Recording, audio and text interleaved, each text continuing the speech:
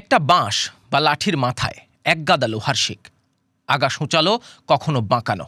এর নাম ট্যাটা, অনেকটা বর্ষার মতো।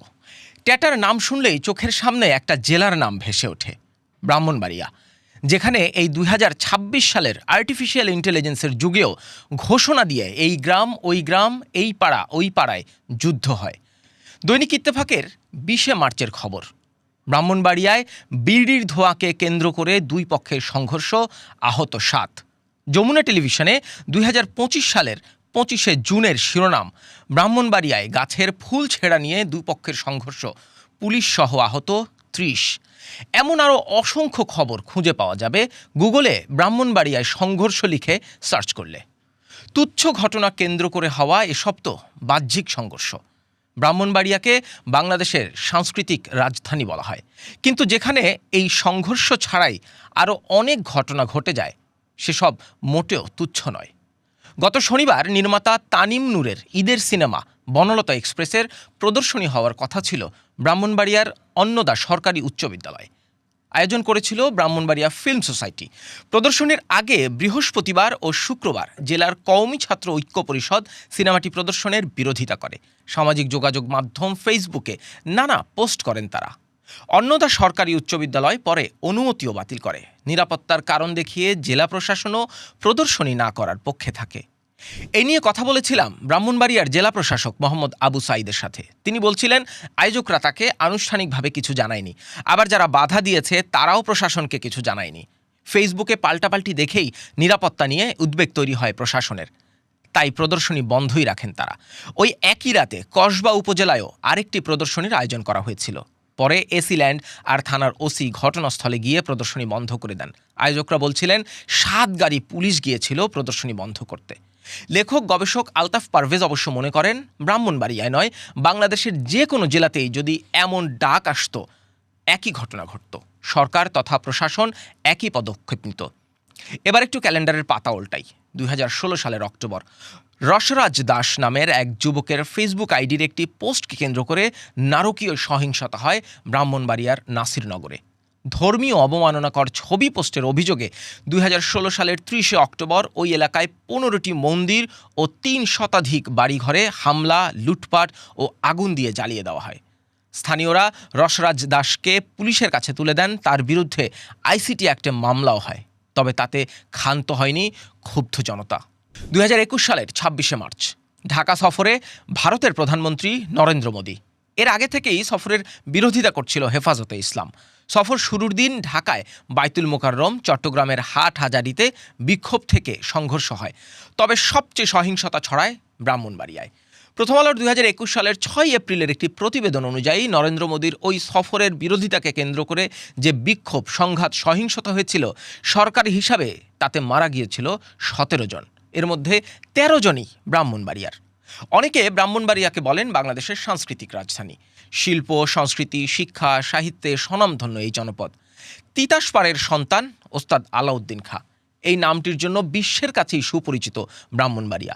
এই শহরেই জন্মেছেন ওস্তাদ আয়েত আলী খাঁ, কবি আল মাহমুদ, সাহিত্যিক অদ্বৈত মল্লবর্মণ, শহীদ ধীরেন্দ্রনাথ দত্ত, এমন আরও অনেক বরেণ্য মানুষ। সেই জেলাতেই আবার মানুষের রক্ত ঝরে, প্রাণ যায় তুচ্ছ ঘটনায়, আক্রমণের শিকার হয় শিল্প ও সংস্কৃতি। এ যেন কালচার বনাম ভালচার যুদ্ধ। 2016 সালের 12ই জানুয়ারি ব্রাহ্মণবাড়িয়া শহরের টিএ রোড এলাকায় ছাত্রলীগ, ব্যবসায়ী ও পুলিশের সঙ্গে মাদ্রাসার ছাত্রদের সংঘর্ষ হয়। এতে এক শিক্ষার্থী নিহতের খবর পাওয়া যায়। এই ঘটনার জের ধরেই ওস্তাদ আলাউদ্দিন খাঁ সঙ্গীতাঙ্গন সহ বিভিন্ন সাংস্কৃতিক প্রতিষ্ঠানে হামলা হয়, অগ্নিসংযোগ করা হয়। ওস্তাদ আলাউদ্দিন খাঁর ব্যবহৃত সরদ, বেহালা, সন্তুর, এসরাজ, সৌদি আরবের বাদশার দেওয়া জায়নামাজ, ভারতের মাইহার রাজ্যের রাজার দেওয়া গালিচা সহ সব কিছু পুড়িয়ে দেওয়া হয়। 5 বছর পর 2021 সালের ডাকা হরতালে হেফাজতে ইসলাম আরেকবার হামলার নিশানা তৈরি করে সুর সম্রাট দি আলাউদ্দিন সঙ্গীতাঙ্গনকে। একটি জাদুঘর, 3টি ক্লাসরুম, সরদ মঞ্চ, প্রশাসনিক কক্ষ ও স্টোর রুমে থাকা বাদ্যযন্ত্র, চেয়ার, টেবিল ও অন্যান্য আসবাবপত্র সহ সব কিছু ভেঙে তছনছ করে আগুন দিয়ে জ্বালিয়ে পুড়িয়ে দেওয়া হয়। আচ্ছা, এই ঘটনাগুলো ব্রাহ্মণবাড়িয়ায় কেন হয় বারবার? লেখক গবেষক আলতাফ পারভেজ বলছেন, বাংলাদেশের যে কোনো জেলায় এমন ডাক এলে একই ঘটনা ঘটবে। প্রশাসনও একই কাজ করবে। আলতাফ পারভেজ অবশ্য অবাক হচ্ছেন এই ভেবে যে অন্য জেলাগুলোতে তারা কেন এখনও দয়া করে এমন ডাক দিচ্ছেন না। এই গবেষক মনে করেন সমাজের এই যে অসহিষ্ণুতা তা তৈরি হয়েছে ধীরে ধীরে, সমাজের পাটাতনে পচন ধরেছে, কেউ খেয়ালই করেনি। গণমাধ্যম ব্যক্তিত্ব আব্দুন নূর তুষার অবশ্য মনে করেন ক্ষমতায় টিকে থাকার দূষণে আক্রান্ত রাজনীতি এই বাস্তবতা তৈরি করেছে। তিনি বলছিলেন দিনের পর দিন, বছরের পর বছর এই পরিবেশ তৈরি হয়েছে, হতে দেওয়া হয়েছে। ক্ষমতার লোভের রাজনীতি, সংস্কৃতি বিবর্জিত রাজনীতি এর কারণ। ক্ষমতার মসনদ টিকিয়ে রাখার জন্যই এসব ব্যবহার করা হয়েছে। কিছুদিন আগেই প্রধানমন্ত্রী তারেক রহমান তার কন্যা জাইমা রহমানকে সাথে নিয়ে হলে গিয়ে সিনেমা দেখেছেন। ফেসবুকে বেশ ভাইরাল হয়েছিল ভিডিওটি। ওই ঘটনা মনে করিয়ে দিচ্ছিলেন আব্দুন নূর তুষার। তিনি প্রশ্ন তুলেছেন, যে দেশে প্রধানমন্ত্রী সিনেমা পছন্দ করেন, কন্যা সহ হলে সিনেমা দেখতে যান, সেই দেশের একটি জেলায় একটি সিনেমা প্রদর্শনী হবে না কেন? তাহলে কি তারা ক্ষমতার সর্বোচ্চ পথকেও চ্যালেঞ্জ করছে? গবেষক আলতাফ পারভেজ খানিকটা নিরাশা নিয়েই বলছেন, যে বাংলাদেশকে দীর্ঘদিন ধরে ভুলিয়ে দেওয়ার চেষ্টা করা হচ্ছে তা অনেকটাই সফল। সরকার এখানে যেভাবে ঘটনাটিকে এন্টারটেইন করেছে, অন্য কোথাও ঘটলে একইভাবে এন্টারটেইন করবে।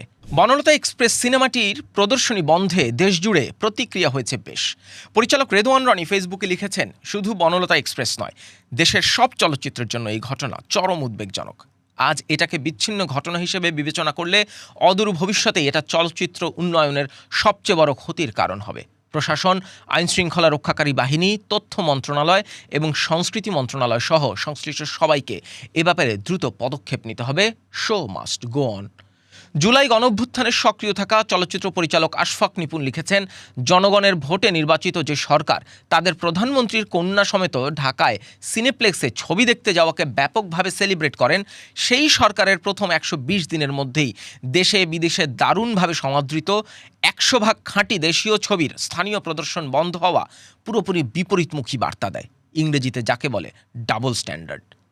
অবশ্য ব্রাহ্মণবাড়িয়ার জেলা প্রশাসক আশ্বাসও দিয়েছেন, বলেছেন আয়োজকরা যোগাযোগ করলে তিনি দুই পক্ষের সাথে কথা বলে বিষয়টি সুরাহা করার চেষ্টা করবেন। কিন্তু দুই পক্ষের সাথে বসে একটি সমস্যার সমাধান কি পচন ধরা পাটাতন সারাতে পারবে? আব্দুন নূর তুষার বলছিলেন, এই পরিস্থিতি রাজনীতিবিদরাই তৈরি করতে দিয়েছেন, সুতরাং রাজনীতিবিদদেরই ঠিক করতে হবে এর সমাধান কি।